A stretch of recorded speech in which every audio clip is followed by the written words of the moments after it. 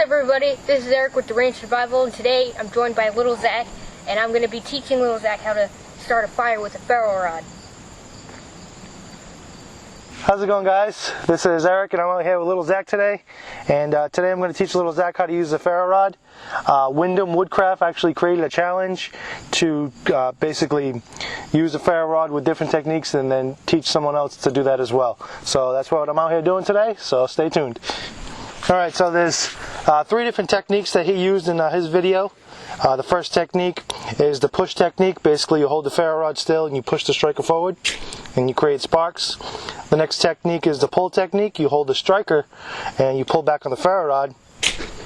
And the last one is, I believe it's the put technique. I forget exactly what he called it, but you basically place the ferro rod on the ground and you hold the scraper and you scrape all the way down to the bottom, just like that. And so we're going to try all different 3 different techniques today. I'm going to try a different one too that I haven't come up with a name for it, but it's similar to the last technique I just showed you. So we're going to try that today. So we're going to do the push technique first. Yep. And what I have here is some cedar wood bark. I actually scraped it off a tree right behind the camera over here. See the spine? Yeah. See how it's sharp right here on the edge? That's the part that you want to scrape with it. So,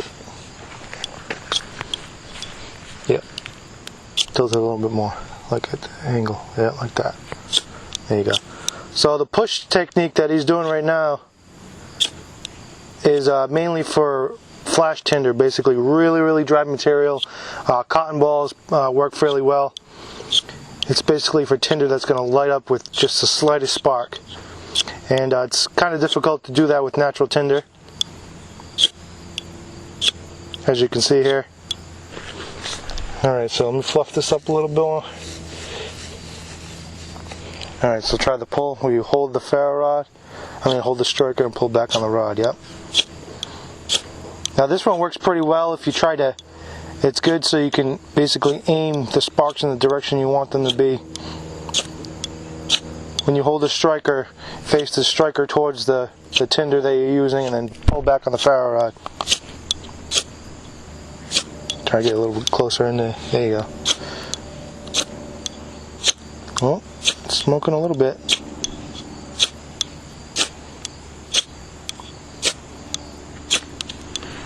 Alright, want to try the other one? So the best technique when using all natural tinder, chances are this tinder has a little bit of moisture in it because it is outside in the elements. And the best technique is the put technique, or I forget exactly what it's called, but you basically place the ferro rod on a hard surface and scrape the scraper towards the tinder. Oh, I had it. Yep.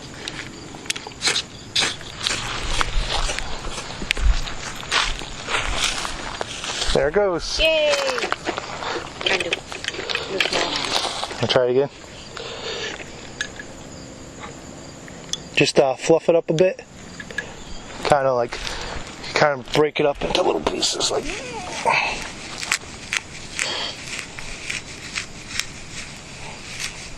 Yeah, this way it's nice and fluffy, and it's good to keep it open like that so oxygen flow can get through it when it's lit. Try to go all the way down to the bottom. Oh, I had it, but I put it out. Alright, so what I have here is a ferro rod, and just has a lanyard attached to it. And I actually got a piece of scissors, and because it's really sharp on this side and it's kind of difficult to hold it on this side because it's got the 90-degree spine, I basically just wrapped it in power cord so it's nice and comfortable striker to use. There's 2 sides to this. One side is obviously the sharp end where the scissors is. The other side has the 90-degree spine, like I said. I prefer to use the 90-degree spine. As you can see, it throws off a lot of sparks. But if in an instance where it is difficult, you can use the sharp edge and it's going to throw off a lot more sparks. Just like that. Almost like molten lava. So I'm going to have him use the sharp end. If in a tough situation where the tinder is wet or something like that, you can use the sharp end and it's going to throw off a lot more sparks. But I wouldn't recommend it because it's going to wear out your ferro rod a lot faster. So you want to try the sharp end there and just hold it and scrape it like that. So it's going to definitely light up. Bam, look at that. Wow. No problem. So in a pinch, using the scissors, the sharp end works really well. I wouldn't recommend using your blade for striking it.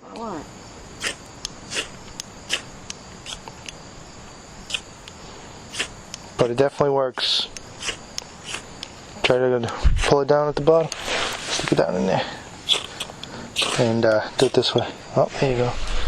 And then once it's lit, you just simply pick it up, let the oxygen get to the rest of it, and then voila. Good job. Yay! Oh crap, the battery's gonna die. So you want to say something?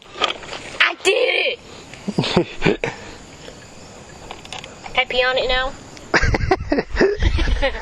So there's one technique that I use that I forgot to mention, and I'm going to show you it today. What I do is I'll have the striker and the tinder right up against it, just like that, and I would place the ferro rod flat on the surface and just scrape. Hold the tinder with the striker and strike on the ferro rod. There it goes, just like that.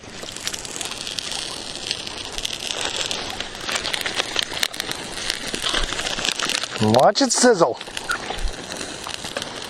So that's a new technique that I use. So there's my challenge. Hope you guys liked it. Subscribe if you haven't already. And thank you for watching. Sorry for all the smoke here. But we use cedar wood bark today, and worked pretty well. It's very good natural tinder. It's easy to break it up, make it a bird's nest, fairly easy.